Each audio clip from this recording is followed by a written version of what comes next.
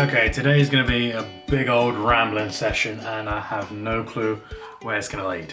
As a kid, as young as like 8, I thought I knew absolutely everything there is to know about our world and the people in it. Obviously, I was horrifically wrong, and when I hit 13 is when I knew absolutely everything.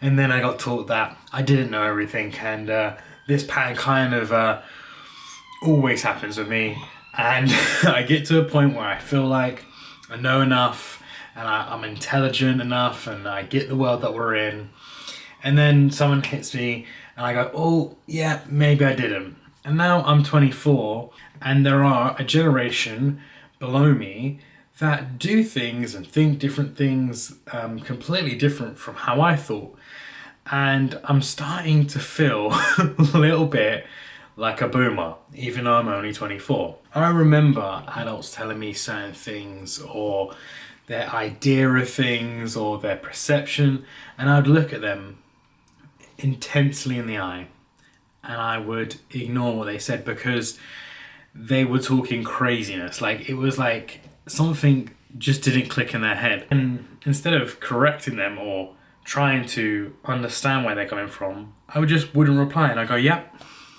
you was right. And here's the thing.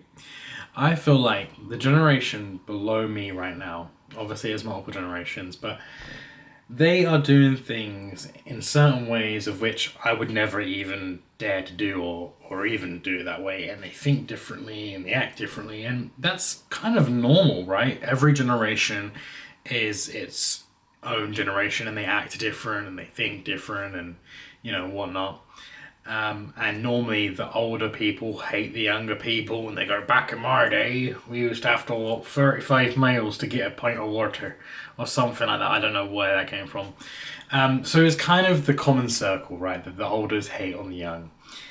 But I'm also at the point where I'm young enough to have people that are older that I'm still kind of looking at like, huh? Why do I bring this up? I would like to say it's for a couple of reasons, but if I be completely honest, it's because of these. Phones, technology, AI. Gen Z has performed the lowest cognitively ever. It's gone down, which is kind of rare because normally the generations tend to always get smarter as we go along. And not to say that just means they're dumber, but it kind of indicates that they have a little bit less of intelligence, which is kind of sad, especially coming from someone that had no attention span and was rubbish in school. So I wouldn't put it to them being dumber. I guess it's just the way we test it though, and probably the way we test it is probably flawed. But for the most part, it shows that they are lower cognitive, I don't know what it's called, but Gen Z has tested the lowest for it, which is crazy because normally it goes up. If we're going to be real with ourselves, technology and especially phones was supposed to be something that assists us in our day-to-day, a calculator or communicating with people, getting the answers very quick. And realistically, instead of being something that assists us, it is becoming a little bit of a hindrance because it's too good. It's unfortunate because no matter what this was intended for, the reality is it's only starting to hinder us a lot. It's de-evolving us in a way because we have become so reliant right now on phones to do pretty much our whole bidding. I hate AI, and anyone that knows me will tell you. And when I hear people say, just use AI or just ask ChatGPT or just do that, I think, hold up a minute. You can get the answer yourself. You could actually write it yourself or do that thing yourself. You don't need AI. Obviously, for some tasks that are really big or, would take a really, really long time, fair enough. But for our common, it ain't just as simple as using a calculator, it's a whole different dimension. And so I have this conversation with people that are not in my generation and are people that are older than me. And it's like polar opposite views on it mainly.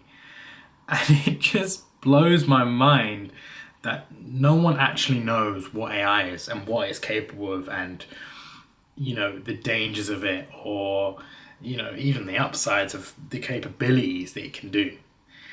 And I think that is really quite scary. Most people nowadays, they do their day-to-day things, but mostly they are hoodwinked into scrolling on TikTok or YouTube Shorts or social media in general, or it's a game, or it's something on a screen, and it's constant. No matter where you go, people are hoodwinked into this, and some of them choose to, but that's a very rare sight to see, because most people don't choose to be on their phone, and they think they do. But if we're gonna be honest, how many times have you noticed that you're scrolling on something and you stop yourself and you go, wait a minute, I didn't want to do, I wanted to go do, I wanted to do that, I wanted to do this. Or you want to do something that's important to you and you sit down and you go, okay, let me just have a little go on my phone. And next thing you know, 2 hours have passed and you've done nothing. If you're human like me and like everyone else, you know that that is the case. Especially if you have a phone with apps on it that will distract you. And this is so dangerous because the tech companies profit off of these, you being absorbed into this world. And so their goal is to keep you locked in as long as possible. And your goal, you don't have one, because they steal you of it. They twist and they hook you so much that you don't even know what your goals are anymore. You don't even know what you're doing. You don't even know what you're choosing, because 9 times out of 10, you're just hooked into your phone, and that's so dangerous. Anyway, I don't know where else I'm going with this. I probably don't know enough to talk about it, but yeah. My advice for you today is to limit the time that you spend on your phone, because this is not real life. And 9 times out of 10, it won't help you in any way. There's no real reason for it. Besides maybe a calculator. Talk to you guys tomorrow.